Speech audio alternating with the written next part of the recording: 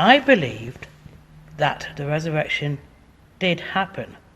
But before I tell you my reason why I believe it happened, I will share with you two examples that people who do not believe like to peddle and poo-poo the idea.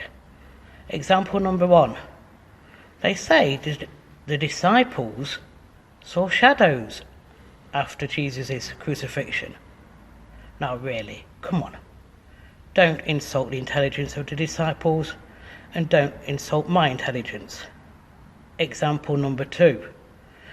People say that somehow the disciples managed to sneak past the guards, roll away the boulder, take out his body, hide it without anybody else finding it. Come on, that falls apart straight away, doesn't it? After all, look, somebody would have found the body, denounced the disciples, and we would not be where we are now, and I would not be here doing this podcast. So, why do I believe the resurrection happened? And we do again return to the disciples. You see, they saw Jesus crucified. They were petrified. They hid themselves away, and quite rightly so. You look at it. The Roman Empire was ruthlessly efficient. The Jewish leaders in the temple would have quite happily have had them killed. But what happens?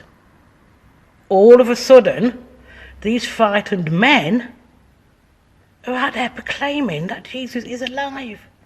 They proclaim the gospel. They were not afraid to die. They were not afraid to go to prison for what they were saying. So what made them change their minds? And I put it to you, my brothers and sisters, that the resurrection happened. Jesus conquered death. Jesus left the tomb.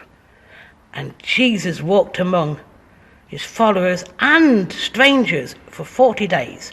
And of course, we know now that he sits at the right-hand side of his Father, interceding on our behalf.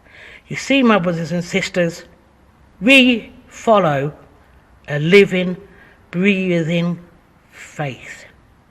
So, if anybody out there says to you, no, resurrection did not happen, use those two examples and tell them, yes, it did happen because Jesus is alive. And I'm going to say that one more time for you. Jesus is alive.